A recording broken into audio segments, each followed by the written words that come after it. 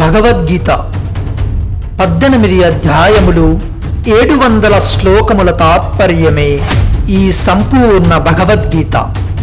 భగవద్గీత 6వ అధ్యాయము ఆత్మ సంయమ యోగము. మనోనిగ్రహ విషయమున అర్జునుని అభిప్రాయమును ఆదరించుచు మనస్సును వశపరుచుకొను ఉపాయమును భగవానుడు తెలుపుచున్నాడు. శ్రీ భగవాన్ ఉవాచ అసంశయం మహాబాహో మనోదుర్నిగ్రహం చలం అభ్యాసేన తు కౌంతేయ వైరాగ్యేన చ గృహ్యతే. శ్రీ భగవానుడు పలికెను, హే మహాబాహో, నిస్సందేహముగా మనస్సు చంచలమైనదే. దానిని వశపరచుకొనుట మిక్కిలి కష్టము. కాని కౌంతేయ, అభ్యాస వైరాగ్యముల ద్వారా దానిని వశపరచుకొనుట సాధ్యమే. నిస్సందేహముగా మనస్సు చంచలమే, దానిని వశపరచుకొనుట మిక్కిలి కష్టము అని భగవానుడు చెప్పుటలోని విశేషమేమి?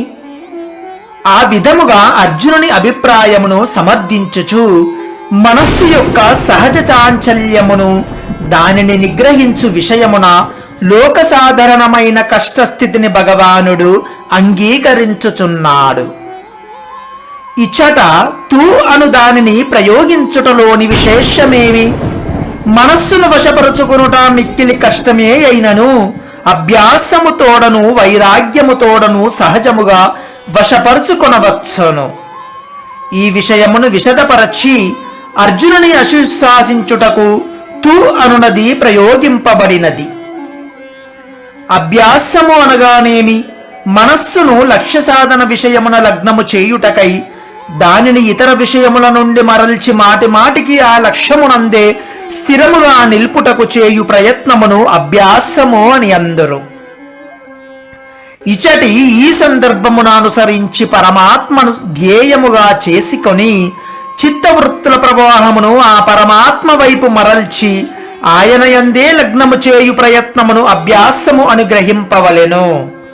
చిత్తవృత్తులను పరమాత్మ వైపునకు మళ్లించి అందే స్థిరముగా నిల్పుటకు అభ్యాసము నెట్లు చేయవలెను. పరమాత్ముడే సర్వోన్నతుడు, సర్వశక్తిమంతుడు, సర్వేశ్వరుడు, సర్వశ్రేష్టమైన ఒకే ఒక పరమతత్వము. అతనిని పొందుటయే జీవిత పరమ లక్ష్యమను దృఢ విశ్వాసముతో సాధనను కొనసాగింపవలెను. ఈ సాధన పద్ధతులు శాస్త్రముల యందు పెక్కు విధములుగా తెలుపబడినవి. వాటిలో కొన్ని ఈ క్రింది వివరింపబడుచున్నవి. భక్తి శ్రద్ధలతో ధైర్యంయుక్తమైన బుద్ధి ద్వారా మనస్సును సచ్చిదానందగణ పరమాత్మ యందు పదే పదే లగ్నమునర్చుటకు సాధన చేయుట. మనస్సు ధ్యాసపడిన విషయమునందు పరమేశ్వర స్వరూపమును చింతన చేయుట. భగవంతుని మానసికముగా పూజించుటకు అభ్యాసము చేయుట. వాక్కు, శ్వాస, నాడి, మనస్సు మొదలగు వానిలో ఒకదాని ద్వారా శ్రీరామ, శ్రీకృష్ణ, శివ, విష్ణు, సూర్య, శక్తి మొదలగు నామములలో ఇష్టదైవానామమును పరబ్రహ్మ పరమాత్మ నామముగా భావించి నిష్కామ భావముతో భక్తి శ్రద్ధలతో నిరంతరము జపము చేయుట. శాస్త్రోక్తములైన భగవత్ సంబంధ ఉపదేశములను శ్రద్ధాభక్తులతో పదే పదే మననము చేయుచుండుట, వాటిని ఆచరించుటకు ప్రయత్నించుచుండుట.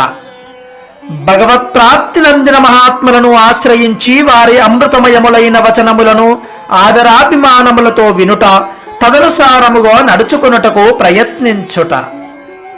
మన చాంచల్యమును అరికట్టి భగవంతుని యందే అది లగ్నమగుటకు హృదయపూర్వకముగా నమ్రభావముతో పదే పదే భగవంతుని ప్రార్థించుట. మనస్సును నిగ్రహించుటకు ఇవిగాక ఇంకను ఇతర మార్గములను గలవు. అత్యంత ఆదర బుద్ధితో భక్తి శ్రద్ధ విశ్వాసములతో నిరంతరము ఎక్కువసేపు అభ్యాసము చేసినప్పుడే అది సఫలమగునను విషయమును మరువరాదు. సాధనల యందు ఎట్టి అంతరాయములను రానియ్యరాదు. ఒకరోజు ఒక సాధన, మరి ఒక రోజు ఇంకొక సాధన, కొద్ది రోజుల పిమ్మట మరి ఒక సాధన, ఇట్లు సాధనలను మార్చుట తగదు.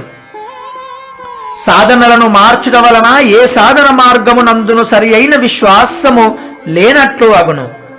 ఎన్నుకొన్న సాధన మార్గమును కూడా ఒకరోజు చేయుట మరునాడు మానుట వంటి అంతరాయములతో దానిని నడుపరాదు. కొద్ది రోజులు వరుసగా సాధన చేసిన పిదప నిస్పృహతో అధైర్యపడి దానిని మానివేయరాదు. ఇట్లు చేయుట నిష్ప్రయోజనము. వైరాగ్య లక్షణమెట్టిది. ఇహపరలోకములకు సంబంధించిన పదార్థములన్నీయును నరశ్వరములని భావించి వాటి యందు ఆసక్తి కాంక్షలు సంపూర్ణముగా లేకుండుటను వైరాగ్యము అని అందరు. విరాగి యొక్క చిత్తమునందు సుఖ దుఃఖముల వలన ఎట్టి వికారములను కలగవు. ఈతని చిత్తము ఎట్టి పరిస్థితుల యందును ఏ విధమైన ఆకర్షణలకు లోను కానప్పుడు అతడు నిశ్చలమైన దృఢమైన అంతరంక్యమైన అనాసక్తిని సంపూర్ణ వైరాగ్యమును కలిగిన వాడగును. వైరాగ్యము ఎట్లు ప్రాప్తించును? వైరాగ్యము యొక్క పెక్కు మార్గముల వలన సిద్ధించును వానిలో కొన్ని. సదసద్వివేక ప్రభావముతో ప్రాపంచిక విషయముల యందు ఆకర్షణ మమకారము సుఖభావన లేకుండుట. ప్రాపంచిక విషయముల జనన మరణ జరారోగాది దుఃఖములకు కారణములనియు దోషయుక్తములనియు అనిత్యములనియు భయదాయకములనియు భావించుట. భగవంతుని గూర్చియు ప్రపంచమును గూర్చియు యథార్థ తత్వ నిరూపణ చేయు ఉత్తమ శాస్త్రములను అధ్యయనము చేయుట. పరమ విరాగులైన మహాత్ముల సాంగత్యము చేయుట, వారి సాంగత్యము లభింపనిచో వైరాగ్య పరిపూర్ణులైన అట్టి వారి యొక్క చిత్రపటములను దర్శించుచుండుట, చరిత్రలను పఠించుచుండుట, మననము చేయుచుండుట, కీర్తించుచుండుట.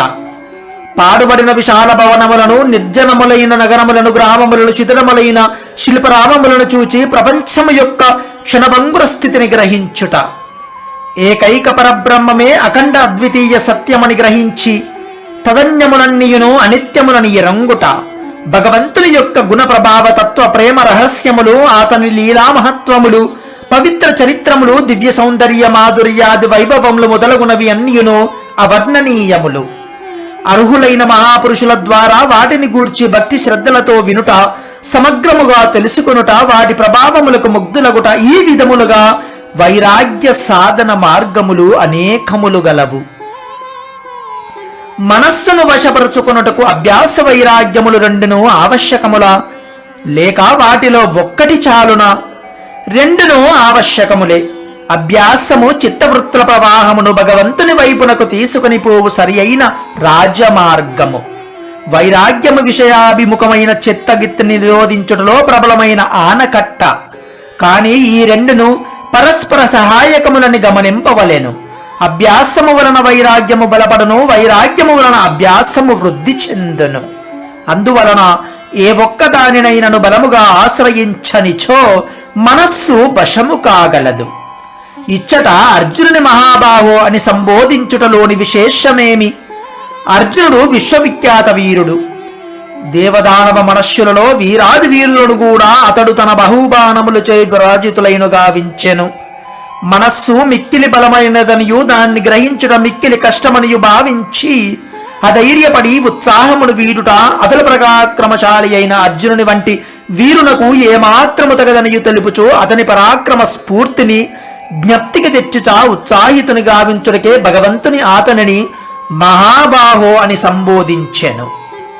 కుడి ఎడమల తారతరిమ్మములు లేక రెండు చేతులతో బాణములను ప్రయోగించి శత్రు సంహారమునర్చిన సవ్యసాచికి ఈ మనస్సును జయించుట ఏమంత కష్టమైన పనిగాదని తెలుపుటకే ఈ సంబోధన చేయబడినది.